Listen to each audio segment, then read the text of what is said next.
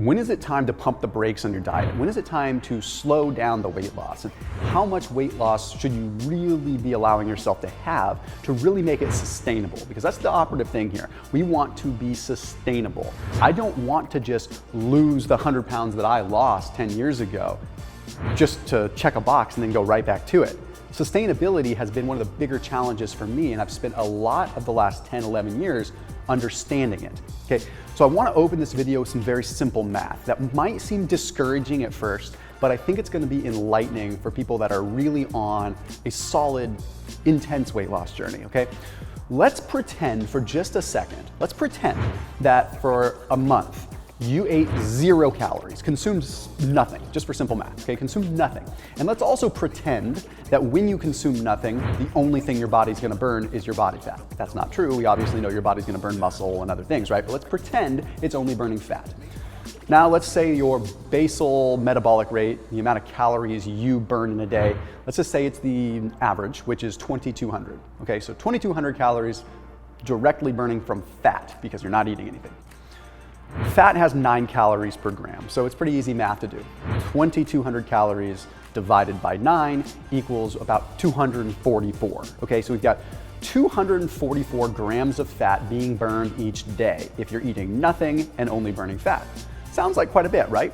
Well, when you multiply 244 by a month, let's say 30 days, you end up with like a little over 7,000, like 7,300 grams of fat.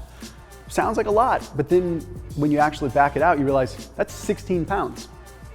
So the maximum amount of fat you could burn in a month, if that's your basal metabolic rate, is only 16 pounds. 16 pounds is still a lot, but the point is that if you start burning more than that, losing more than 16 pounds in a month, there's a very good chance, very good chance you're burning up muscle tissue as well. Okay, now I'm not saying this to rain on your parade, I'm saying it to put it into context that you don't need to set these unrealistic goals. Set realistic things. Okay, now there's a lot of things that could change that number, right? Okay, don't get me wrong, it's very simple math.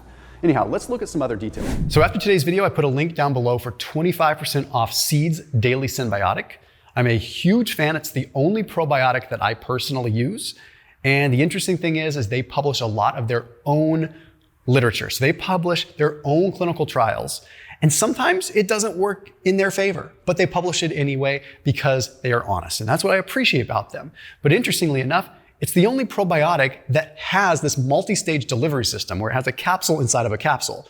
So when you think about probiotics, it's easy to think supplement company sham.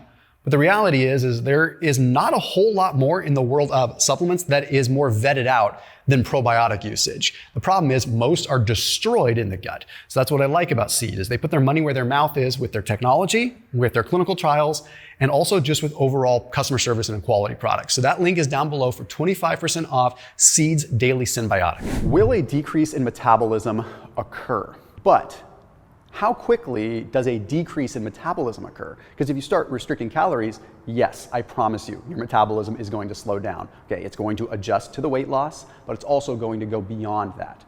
There was a study that was published in the Journal of Applied Physiology.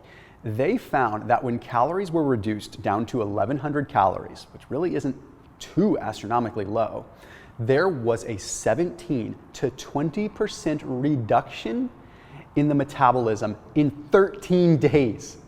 13 days. So that means if your normal caloric needs are 2,200 calories, after 13 days of dropping down to 1,100 calories, you just adjusted your metabolism to 1,800 calories in less than 2 weeks. Now the good news is in a short-term study like this, after eating food again and restoring calories, the basal metabolic rate restored. But that's a 13-day diet. Who's really doing a 13-day diet, right? It's not realistic. Maybe if you're just getting a quick shred in or something, but that's not what we're after. Most people are dieting much longer than that. So let's look at a longer 8-week study. So this study was published in the American Journal of Clinical Nutrition. It was more aggressive. It was a 500-calorie diet for 8 weeks.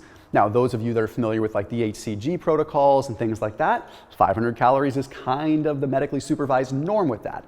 They found that after 8 weeks, the metabolism had dropped beyond what was just associated with the weight loss. What that means is when you lose weight, your metabolism is going to slow down. You are a smaller unit. You are a smaller demand because you are a smaller body. So of course your caloric needs are going to drop. But what they found is that their metabolism dropped much more below just the adjusted weight loss metabolism. That's not the weird part though.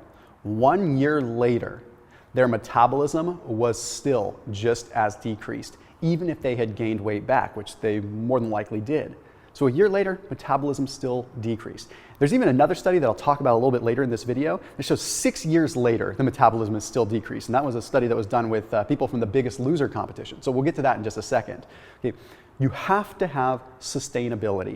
It is very important. And we're going to talk about the microbiome in just a second, and then I'm going to get into some more specific numbers that are still somewhat arbitrary, but what you should be paying attention to with how much and things like that. We don't know a whole lot about it other than some of the data, so we can't necessarily apply like what exactly is happening. But there was a study that was published in the journal Nature. In this case, they took mice, they had them aggressively lose weight, then they restored their calories, and obviously the weight was regained. Okay, then they took the bacteria from obese mice that had lost weight. Okay, they extracted their bacteria and they put it into lean mice that were germ-free, which means that they were a clean slate to work with. So lean mice, as soon as they put the bacteria from the obese mice that lost weight into the lean mice, without even really changing food intake, gained weight.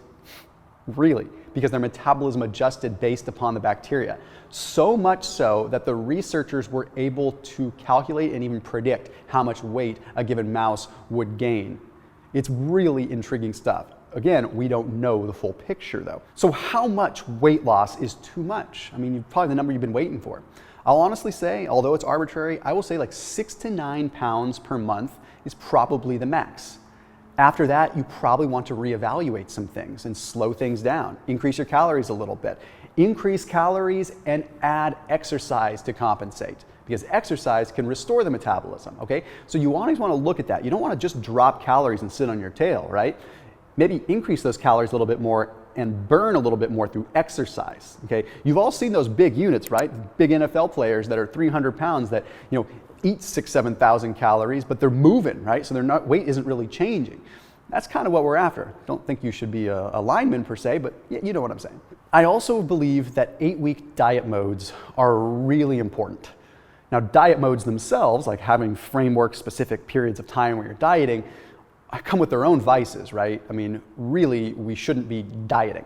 We should be making a lifestyle change, because if you lose 30 pounds in 2 months, does that make you a good eater? If I've never run a marathon before, but I managed to complete a marathon, does it make me a marathon runner? No, it makes me a marathon finisher. It doesn't necessarily make me a consistent marathon runner, right? So we have to look at that. Now, here's where I want to reference a study that was published in Journal Obesity surrounding The Biggest Loser. It's fascinating.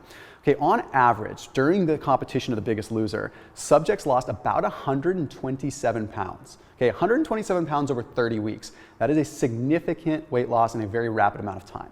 Okay, so they found that their basal metabolic rate had dropped by about 610 calories at the end of the competition. Big drop in their basal metabolic rate.